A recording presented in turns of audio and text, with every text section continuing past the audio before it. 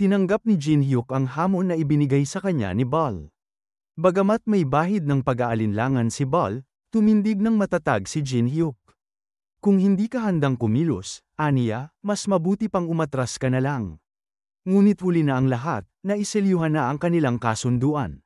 Sa gitna ng katahimikan, biglang lumitaw ang isang abiso, sa harapan ni Jin Hyuk. Reputasyon, kailangang magtamo ng matatag na pangalan bago marating ang ika-100 palapag. Kapag nabigo, ikaw ay magiging alagad ni Bal. Ngunit kung magtagumpay, makakamtan mo ang blueprint ng kahit anong bagay sa mundo.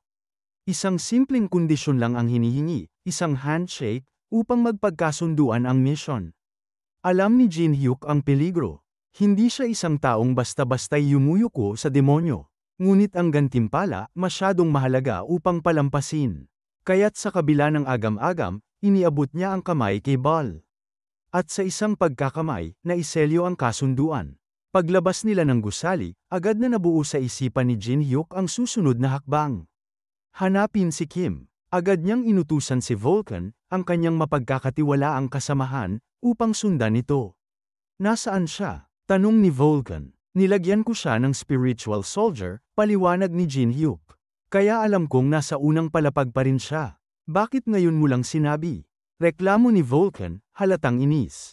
Ngumiti lamang si Jin Hyuk, tumango, at nagtungo sila kasama si Haro patungo sa portal. Habang naglalakad sa masukal na gubat, inilabas ni Jin Hyuk ang maskara. Ano nga ba talaga ang gamit nito? Tanong niya. Habang pinagmamasdan ang misteryosong anyo nito. Sumagot si Haro, mahina ngunit tiyak, iyan ang susi para magamit ang DOI, Discerning Ocular Insight. Kapangyarihang konektado sa charms, spiritual energy, at mga abilidad na kaya lampasan ang kasalukuyang pisikal na taglay. Napakunot noo si Jin Hyuk. Hindi siya mukhang panglaban, komento niya. Ngunit ngumiti si Haro. Ang abilidad ko ay battle foresight, sabi niya. Nakikita ko ang susunod na galaw ng kalaban bago pa man ito mangyari. Napalingon si Jin Hyuk. May problema ba? Tanong niya. Wala, sagot ni Haro, namumula ang pisngi. Ang weird mo lang kasi. Natawa si Jin Hyuk. Naalala naman ni Haro ang mga panahon sa kanilang nayon, kung paanong dinadayo ng mga tao ang matatanda upang magpahula. Noon, tila himala ang paghula sa kinabukasan. Ngunit para kay Jin Hyuk, kung may paparating na panganib, hindi ko yan tatakbuhan, aniya. Haharapin ko, napangiti si Haro. Bagay pala sa'yo ang abilidad ko, bulong niya. Hindi na napigilan ni Jin Hyuk ang sarili. Mabilis siyang lumapit at niyakap si Haro. Namula ang dalaga, hindi makatingin. Salamat, bulong ni Jin Hyuk.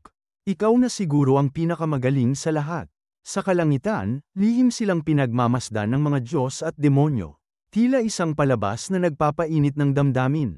Natawa si Bal. Tutulungan ko rin ang babaeng yan sa kanyang paghihiganti. Nagulat si Haro sa yakap, ngunit ngumiti ito. Wala yun. Basta matulungan mo ako, sapat na yun.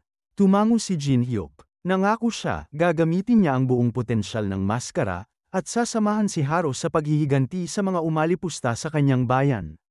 Salamat, bulong ni Haro. Sana magtagumpay tayo. Samantala, sa ibang bahagi ng palapag, nahuli na ni Vulcan si Kim.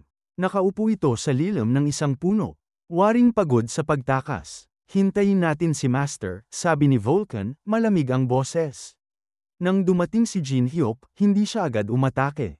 Sa halip, itinarak lang niya ang kanyang espada sa lupa, katabi ng punong malapit kay Kim. Depende sa isasagot mo, doon ko itutok ang susunod kong suntok, sabi niya, malamig ngunit puno ng banta. Namutla si Kim. Agad niyang ibinunyag ang lahat, lalo na ang tungkol sa mga guilds, at sa mga taong lihim na nagpaplano sa likod ng tore. Pagkatapos makuha ang kailangan niyang impormasyon, pinalaya ni Jin Hyuk si Kim.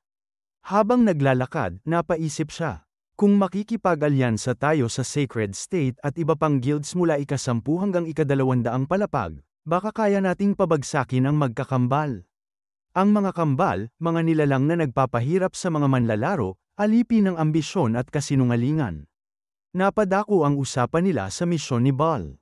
Ayon kay Jin Hyuk, kung sisirain natin ang mga guilds na kontrolado ng magkakambal, matutupad ang kasunduan. Safe Zone ikalawang palapag. Nagkagulo ang safe zone matapos kumalat ang balita, Si Jin Hyuk ang tumalo sa wave. Habang papasok siya sa portal, napatingin ang mga tao. Tahimik ang paligid habang pinagmamasdan nila ang suot niyang maskara. May ilan ang natigilan, kilala nila ang maskarang yun. Lumapit ang isang babae. Anong guild ang kinabibilangan mo? Ngumiti si Jin Hyuk. Sa ilalim ng maskara, malamig ang kanyang tinig. Ako si Ghostface.